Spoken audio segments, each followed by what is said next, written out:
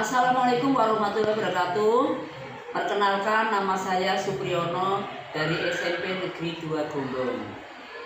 Pada kesempatan kali ini akan menyampaikan tugas LK tentang 9 langkah pengambilan dan pengujian keputusan. Pada contoh kasus 4 di sini, yaitu di perpustakaan sekolah, Rara bertugas sebagai petugas piket kebersihan kelas. Saat sedang merapikan meja, ia menemukan sebuah dompet berisi uang di bawah kursi. Tanpa pikir panjang, Rara mengambil dompet tersebut dan menyimpan di tasnya. Menganggap itu adalah rezeki nomplok karena tidak ada orang yang melihat. Beberapa saat kemudian, terdengar pengumuman dari Ibu Sri, guru pustakawan, bahwa Nina, salah satu siswa kelas lain, kehilangan dompetnya saat membaca buku di perpustakaan. Tari yang kebetulan berada di perpustakaan sejak awal melihat jelas saat Rara mengambil dompet tersebut dan memasukkan ke tas. Kini Tari menghadapi dilema. Di satu sisi ia tahu bahwa dompet itu milik Nina dan kejujuran adalah nilai yang harus ditegakkan.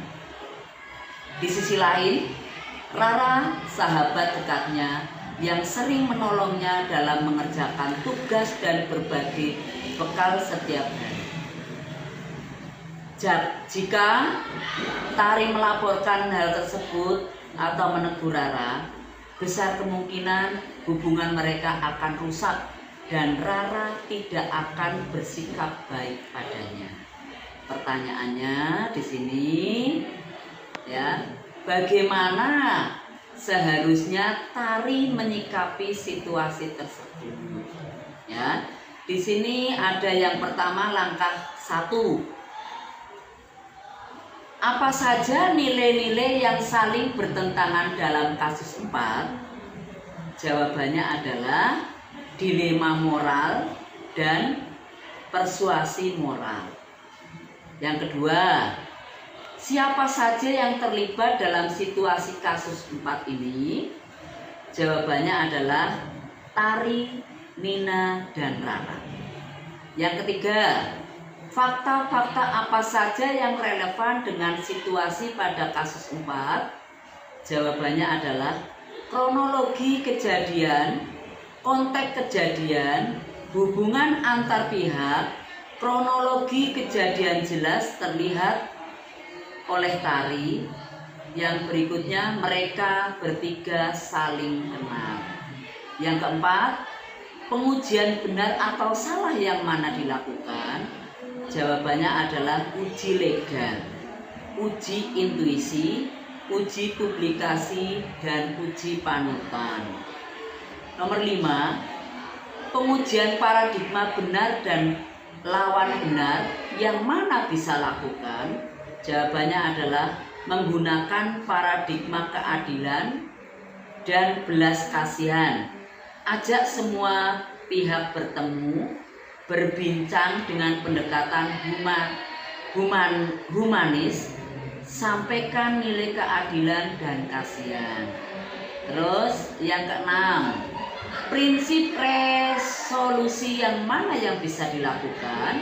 Jawabannya adalah menggunakan prinsip berpikir berbasis hasil akhir yang tidak menimbulkan perselisihan antar teman, masing-masing menyadari akan pentingnya nilai keadilan, nilai integritas, dan kasihan.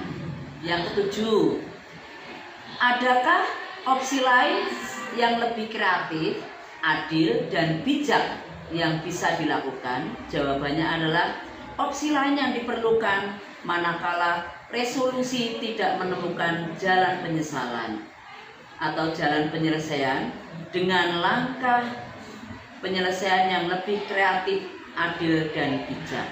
Nomor 8, apa keputusan akhir yang Bapak Ibu ambil sesuai dengan analisis kasus 4?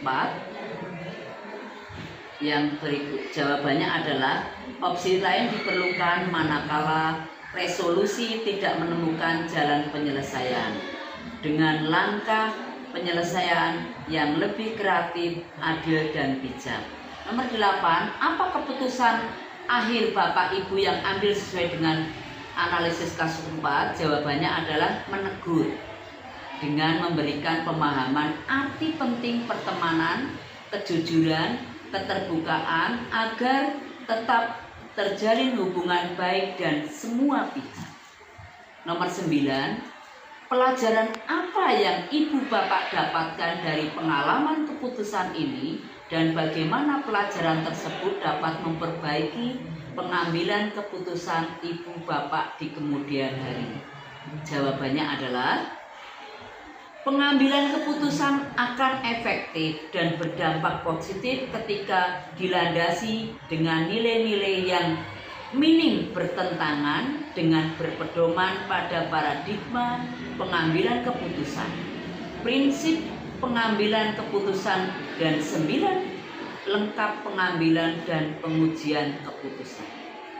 Demikian yang bisa saya sampaikan. Terima kasih. Wassalamualaikum warahmatullahi wabarakatuh.